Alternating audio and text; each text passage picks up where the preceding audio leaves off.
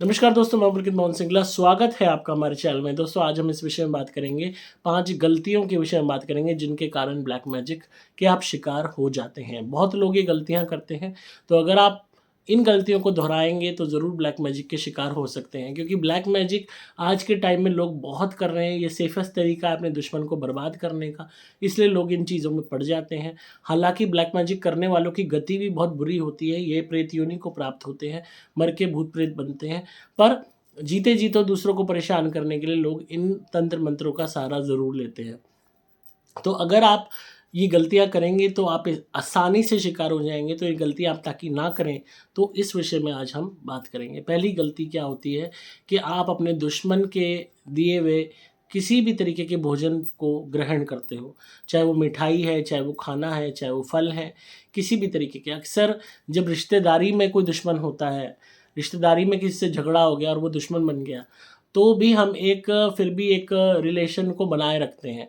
लड़ाई झगड़े के बाद भी बनाए रखते हैं, थोड़ी बहुत बोलचाल रखते हैं, और कभी-कभी उसी बात का फ़ायदा उठा के वही रिश्तेदार जो दुश्मन बन चुका है प्रॉपर्टी की वजह से, धंधे की को खाने की वजह से, वो आपको खाने के माध्यम से, भोजन के माध्यम से, मिठाई के माध्यम से, फल के माध्यम से ब्लैक मैजिक आप पे कर देता है।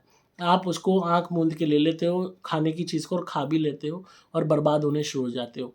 90% केसेज़ में अपने रिश्तेदार ही काला जादू करते हैं, और ऐसे-ऐसे हमारे पास केसेज़ आते हैं कि सोच के रोंगटे खड़े हो जाते हैं। राख मिला देते हैं मुर्दे की, कहीं और कोई चीज़ मिला देते हैं, पागल तक कर देते हैं।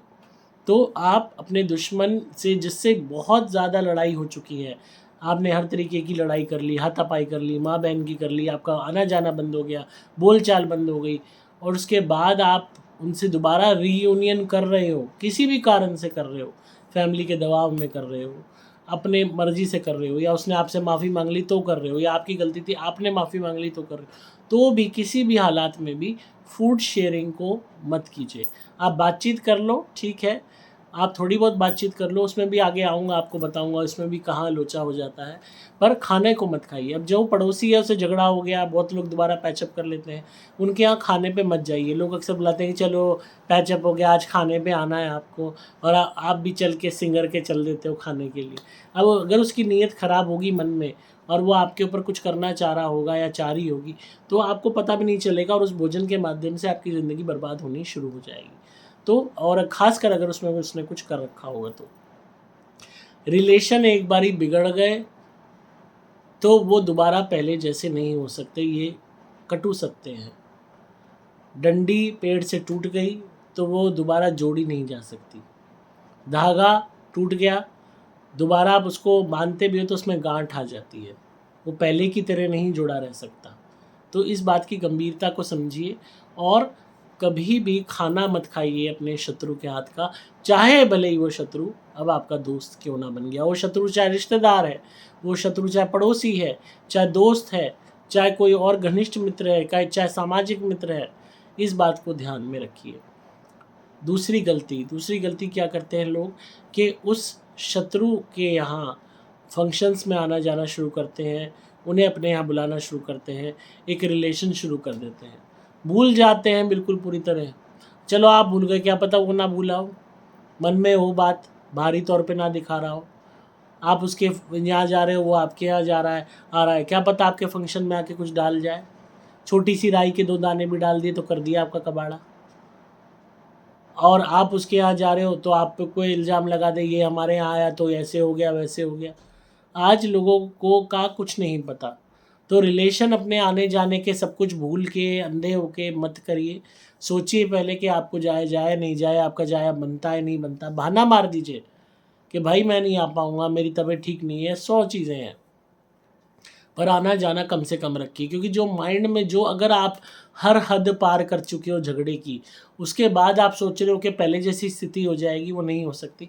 दूर से ही राम-राम रखो, उनसे दोबारा दुश्मनी मत साधो, लड़ाई झगड़ा मत करो, पर ये है कि ज़्यादा ओवर भी एक-दूसरे में मत घुसो, इस बात को समझो। आप जब नहीं भूल पाते तो हो सकता है वो कैसे भूलें? तो दूरी अच्छी है, दूरी भी कभी-कभी होती है ज़रूरी, तो वो चीज़ रखोगे तो ब्लैक मैजिक से बचोगे। तीसरी गलती तीसरी गलती है कि जो अगर उसके फैमिली वाले या उसका कोई भी परिजन था जो इस दुनिया में अब नहीं है, वो अगर आपको हेट करता था और उससे आपका झगड़ा था, जो अब इस दुनिया में नहीं है, जो भी आपका दुश्मन है, उसके माँ बाप भाई बहन, कोई भी भाभी बीवी पति, अगर उससे आपका बेटा किसी से भी बहुत झगड़ा था और वो अब इस दुनिया में नहीं है और आप उनके यहाँ घर जाते हो और वो आपके घर आते हैं, तो ये चांसेस हैं कि उसके पितर आप पे अटैक करेंगे, वो पितर जो इस दुनिया में अब नहीं है, जिससे आपकी दुश्मनी थी। इस बात को समझिए। ये बहुत ही विचित्र है और बहुत ही ज़्यादा गंभीर विषय है, क्योंकि अक्सर पितर घरों में वास करते हैं, अपनी ड्यूटी पे होते हैं या किसी पर्टिकुलर फैमिली मेंबर के साथ अटैच रहते हैं। सपोज़ आपकी दुश्मनी किसी आदमी से है और उसकी बीवी से भी आपका झगड़ा हुआ था, अब उसकी बीवी नहीं है इस दुनिया में और उसकी बीवी अपने पति के साथ रहती है और आप उसके पति के उसके घर जाते हो, तो वो बीवी आप पे अटैक कर सकती है, क्योंकि वो आपका इल मोटिव भावना जान जाएगी और भले ही आपकी मोटिव बुरी ना हो इस बारी, पर वो मन में उस दुश्मनी को याद रखेगी कि इसने मुझे ऐसे कहा था, वैसे कहा था, मेरे को गाली दी थी, बेइज्जत किया था। तो ऑटोमेटिकली आपको उसका पितर का प्रकोप झेलना पड़ेगा। और या किसी का बेटा है, वो आपके प्रति इल मोटिव रखता था, आप वहाँ जा रहे हो, तो वो ऑटोमेटिकली आप पे अटैक करेगा। या उसके माँ-बाप आपके घर आए, उनके साथ उसकी स्पिरिट आ गई, क्योंकि वो अटैच हुई हुई एक पर्टिकुलर ऑरा के साथ अपने फैमिली मेंबर के, तो वो साथ में आ गई, तो वो आपको यहाँ पे आपके घर में पनिश करना शुरू कर देगा। तो खासकर इस बात का ध्यान रखें कि इस चीज़ को बहुत गंभीरता से लें कि उनके घर आना-जाना नहीं रखना। चौथी गलती, ऐसे फैमिली मेंबर के मरने में जाना जिससे झगड़ा हुआ था और जिससे बोलचाल बंद थी। उसके यहाँ आपको जाना नहीं बनता, क्योंकि आप उसके मरने में जाओगे तो उसकी स्पिरिट हाईली एक्टिव होगी उस टाइम जब उसकी डेड बॉडी रखी होगी और वो ऑटोमेटिकली आप पे अटैक करेगी, आपको नुकसान पहुँचाएगी, क्योंकि आपको ज़िम्मेदार मानेगी। ख़ासकर अगर उसकी डेथ से पहले झगड़ा हुआ था, अगर आपकी लड़ाई चल रही थी, बातचीत बंद हो गई थी, उसके बाद डेथ कॉज हो गई उस पर्टिकुलर इंसान की, चाहे बीमारी से हुई, चाहे कुछ और टाइम बाद हुई, पर उसके माइंड में तो वो दुश्मनी फीडेड है कि इतने महीनों तक हमारी बातचीत नहीं हुई या इतने सालों से हमारा आना जाना बंद था। माइंड में तो एक नेगेटिविटी भरी हुई है और वो इंसान इस दुनिया से चला गया, चाहे बीमारी से गया, चाहे एक्सीडेंट से गया, चाहे नेचुरली गया। आप उसके मरने में जाते हो तो वो इस चीज़ को नहीं याद कर पाएगा कि हाँ अब चीज़ें ठीक हो गई हैं, या ये शोक प्रकट करने आया है, बातचीत बंद है, लड़ाई है तब भी आया है। वो इस चीज़ को नहीं देखेगी स्पिरिट, वो देखेगी अच्छा तू हमारे घर में आया, तेरी हिम्मत कैसे हुई, तूने मेरे बेटे को ये कहा था या तूने यूँ किया था हमारे साथ, तुझे तो हम बताते। तो वो ऑटोमेटिकली आपके लिए एक बैड लक साबित हो सकता है। तो ऐसे टाइम में मरने में ना जाए उस इंसान के जिससे आपने झगड़ा किया है या जो आपके डेडली अंगेंस्ट था या थी। इस बात को समझिए। एंड पांचवी गलती कि आपके घर में कोई भी कुछ डाल के जा रहा है एंड यू नो कि वो डाल के जाता है, तब भी आप उस चीज़ को सीरियसली नहीं ले रहे हो। बहुत हमारे पास ऐसे केसेस आते हैं जहाँ रेगुलरली रिश्तेदार आते हैं, 2 मिनट के लिए आते हैं बहाना करके मैं यहाँ से गुज़र रहा था, एंड उसके तुरंत बाद उनको वापस भागने की तलब रहती है, क्योंकि कुछ ना कुछ डालने आते हैं। सोफ़े के पीछे राई डाल दी, कहीं कोई लौंग डाल दी, कहीं कोई मंगलसूत्र डाल दिया, कहीं सिंदूर छिड़क दिया, नींबू फेंक दिया। ये सब चीज़ें वो करते हैं चुपचाप और भाग जाते हैं। पड़ोसी में इतने हमने केसेस देखे हैं कि पड़ोसन ने मुंडेर से नींबू फेंक दिया किसी दिन लौंग फेंक दी, किसी दिन कुछ फेंक दिया पढ़ के जंतर मंतर, और तब भी आपने रिलेशन बना रखे हैं। आप जानते हो वो डालती है, वो टोटका करती है, तो भी आप रिलेशन बना रखे हो। वाह भाई वाह, ये कुछ नहीं होता इनसे, भगवान रक्षा करेंगे, ये जो सोच है ना, ये ओवर कॉन्फिडेंस जो है, यही लोगों को बर्बाद कर देता है। बाद में फिर यही लोग भगवान पे सवाल उठाते हैं कि तुमने हमारी मदद नहीं की, तुम हमारे काम क्यों नहीं आए। अरे भगवान कर्मों में हस्तक्षेप तो किसी के करते ही नहीं है, ना पापी के ना पुण्य आत्मा के। अब पापी बुरा कर रहा है आपके साथ, आप पे टोटका कर रहा है, आप उसे रोक ही नहीं रहे। आप उसे कह रहे हो और आ, तू दिवाली पे भी आ, होली पे भी आ, बर्थडे पे भी आ, शादी में भी आ, ना आप उसके बगैर रह पा रहे। अरे जब तक हम बात नहीं कर लेंगी तब तक चैन कहाँ आएगा। पता है रिश्तेदार करता है, पता है भाई करता है टोटका, नहीं मैंने तो मिलना मिलना जुलना रखना है।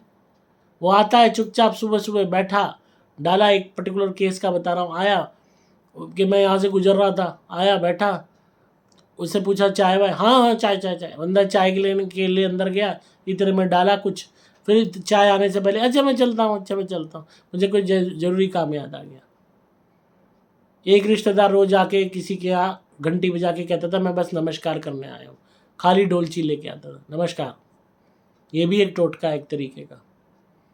तो ऐसे लोगों का आना जाना अगर आप नहीं बंद करोगे, तो आप खुद ही आतताई को आपके ऊपर टोटका करने दे रहे हो, तो आप अपने आप भुगतोगे।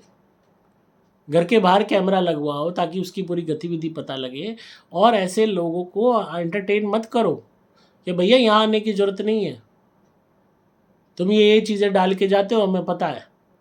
एक बारी झगड़ा हो लेगा, ना लड़ो ना कुछ, सीधा कह दो, फ़ोन पे ही कह दो भैया हमारे घर में आने की ज़रूरत नहीं है किसी भी कारण से, बात ख़त्म।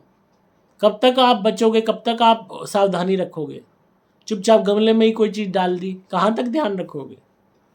तो ये सावधानियाँ बहुत बहुत ज़रूरी हैं। अगर आप सावधानी नहीं रखोगे, आसानी से काले जादू के शिकार हो जाओगे। और मैक्सिमम लोग बर्बाद हुए हैं, इतनी बुरी तरह बर्बाद हुए हैं ब्लैक मैजिक से कि पूरी ज़िंदगी बर्बाद हो गई उनकी और उनके बच्चों की भी।